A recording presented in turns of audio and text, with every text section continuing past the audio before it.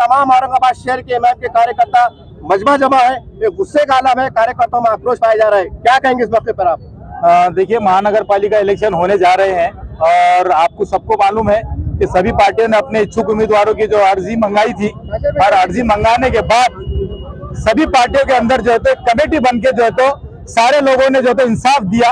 आपने एक मिसाल देता हूं राजेंद्र जंजाड़ की, जिसने अपने कार्यकर्ताओं को इंसाफ नहीं मिला तो आज उसने अपने आप को बैक कर लिया है।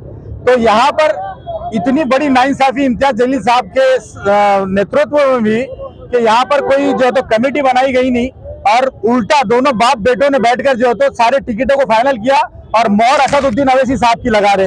हमको बेवकूफ समझ रहे हैं असल में। और जो लोग दिन और रात मजलिस के लिए लगातार पिछले 12-14 साल से काम कर रहे हैं, उन लोगों को जो है तो बाजू किया गया, उन लोगों को अंदर लिया गया जो 12-14 साल से मजलिस के खिलाफ में है।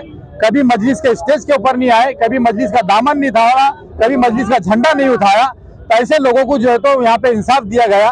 तो हम इसमें समझते हैं कि ये बहुत बड़ी धांधली है और हमने यही डिमांड के ऊपर कि आज हम हमारे तौर पे जो तो इम्तियाज जलील का एहतजाज कर रहे थे, लेकिन हमको पता नहीं था कि शहर भी इस कदर उनके ऊपर गुस्से में है और सारे लोगों को समझ में आ रहा है कि ये डिक्टेटरशिप, ये तानाशाही, ये हुक्मशाही जो चल रही है, इसको कहीं ना कहीं खत्म करना जरूरी है। क्योंकि शहर ने बड़ी मुश्किलों से अपना इत्तेहाद को जो है तो यहाँ पे कायम किया था, लेकिन इत्तेहाद के अंदर दरार डालने का कोई काम कर रहा है तो वो इम्तियाज जलील है। सर जैसा आप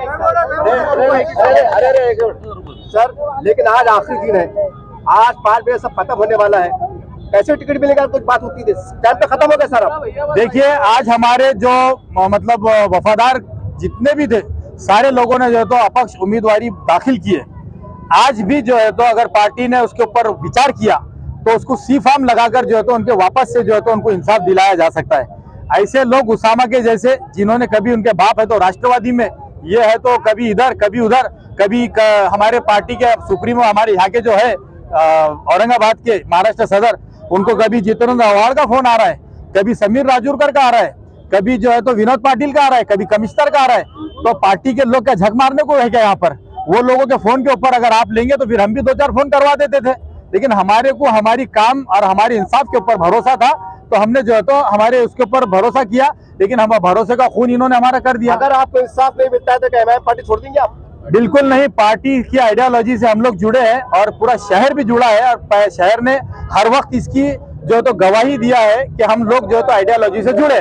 लेकिन इम्तियाज जलील साहब अपनी आइडियोलॉजी चला रहे हैं, अपनी आइडियोलॉजी से पार्टी चला रहे हैं, हम उसके खिलाफ में हैं। अभी आरोप लगा है कि पैसों को लेने हुआ है, इतना बड़ा आरोप किस बुनियाद पे लगा रहे हैं आप? देखिए, जिन उम्मीदवारों को, बड़े बड़े घर के उम्मीदवारों को टिकट मिले तो उन्होंने खुद कहा कि भाई आपके टिकट काट के यहाँ पे आना बड़ा मुश्किल काम था, तो कहीं ना कहीं हमारे से जो है तो इसकी वसूली की गई है और हमने वो पूरा मुआवजा देकर जो है तो आपके टिकट काट कर हम जो है तो प्रवेश करे।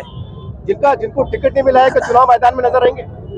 जिनको टिकट नहीं मिला तो वो लोग जिन्होंने अपक्ष फॉर्म भरे हैं और वो वाकई में हकदार थे, तो हम उनके लिए मदद के लिए जमीन पे उतरेंगे। शहर भी इनका इंशाल्लाह उनकी मदद करेगा और अभी जिनको मजलिस ने टिकट दी है उसके अंदर वाकई में जो लोग उसके हकदार थे हम उनके लिए भी काम करेंगे। बाकी जो बाहर से लाए हुए हैं तो उनके लिए हम लोग जो तो हराने का काम करेंगे, गिराने का। सर, आज शहर में ये भी चर्चा अफवाह चल रही है कि वंचित बहुजन आघाड़ी है, राष्ट्रवादी है, कांग्रेस है, ये लोग भी कहने कि नाराज लोगों से संपर्क में, कहाँ तक सही है? नहीं, हर पार्टी का तो ये अपना अपना नजरिया होता है कि भाई अच्छे उम्मीदवार, तगड़े उम्मीदवार, मजबूत उम्मीदवार जो है तो किसी ना किसी तरीके से हमको मिल जाए, वो तो सारे लोग देखते हैं। लेकिन मैं समझता हूँ कि मजलिस से जुड़ा हुआ जो उम्मीदवार होता है या कार्यकर्ता होता है वो किसी पार्टी का दामन नहीं थामेगा, बल्कि अपक्ष लड़ेगा, क्योंकि उसको भी जनता की ताकत मिलने वाली है और हम लोग भी इंशाल्लाह उसके साथ में रहेंगे। तो इसलिए कोई सवाल ही पैदा। अक्सर कहा जाता है कि राजनीति में मुस्तकिल तौर से न कोई दोस्त होता है, दुश्मन होता है, नहीं होता है। क्या माना जाएगा शहर में जो आपस में एक दूसरे के चुनाव से पहले, इलेक्शन से पहले जो माहौल गर्मा था कि तमाम लोग इस्तीफा बोल के एक जगह आएंगे? देखिए, आपने बड़ी अच्छी बात कही, इसकी मिसाल मैं समझता हूँ कि अशरफ खड़े, कल तक इनकी हमारी दुश्मनी थी, लेकिन आज हमने जो है तो इंसाफ की लड़ाई को छेड़ा है, हमने आज इंसाफ की लड़ाई को छेड़ा है, तो उनको भी कहीं ना कहीं लगा कि भाई इंसाफ की लड़ाई के साथ में उन्होंने भी आना चाहिए। वरना मैं खुलेआम कर रहा हूँ कि कल तक इनकी आइडियोलॉजी और हमारी आइडियोलॉजी कोई मेल नहीं खाती थी, लेकिन आज इंसाफ की लड़ाई में हमारे साथ शामिल हुए। हम खैर मकदम क्या माना जाए कि अफसर खान और आपकी एक दोस्ती बन गई है? नहीं, दोस्ती दुश्मनी कभी रही नहीं। हमारे पास हो गया ऐसा कि अगर इम्तियाज जलील साहब को किसी ने नुकसान पहुंचाया तो वो पार्टी का बहुत बड़ा जो है तो गद्दार और जो है तो मुनाफिक और ये सारे सर्टिफिकेट उसके लिए। और अगर नासिर सिद्दीकी को किसी ने हराया, वो इसको हराने का जरिया बना, तो वो उनके मुंह में खजूर डाली जाती है, उनकी शादी में खाने खाए जाते हैं, वो उनके दोस्त बन जाते हैं। मतलब उन्होंने पार्टी है, बाकी हम लोग कोई नहीं। तो स्टेज पे माना जाए कि अफसर खान आप साथ नजर रहेंगे? देखिए, हम जरूरत पड़ेंगी तो हम लोग एक शहर में रहते हैं, एक दूसरे के कंधे पे जाने वाले, और हम लोग जो है तो एक हद तक सियासी तौर पे आइडियोलॉजी के हद तक हम लोग नजरियाती खिलाफ हो सकते हैं, लेकिन दुश्मनी और ये रखना मैं समझता हूँ कि हमारे ना इस्लाम में सिखाया है न किसी ने सिखाया। अशरफ पे क्या कह रहे हैं आज?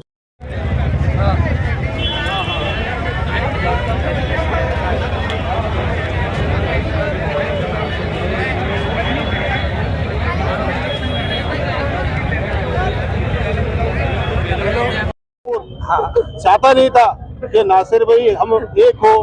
आरिफ भाई मेरे पास आ रहे, क्यों जा रहे? मैं आरिफ भाई के पास जा रहा, क्यों जा रहा? अभी नासिर भाई को इंशाल्लाह हम मिल गए। नासिर भाई को क्लिक होटल की आमदरगी की ऐसी वीडियो बताऊंगा, नासिर भाई को हराने वाला ये शक्ति कपूर है। सर क्या कहेंगे?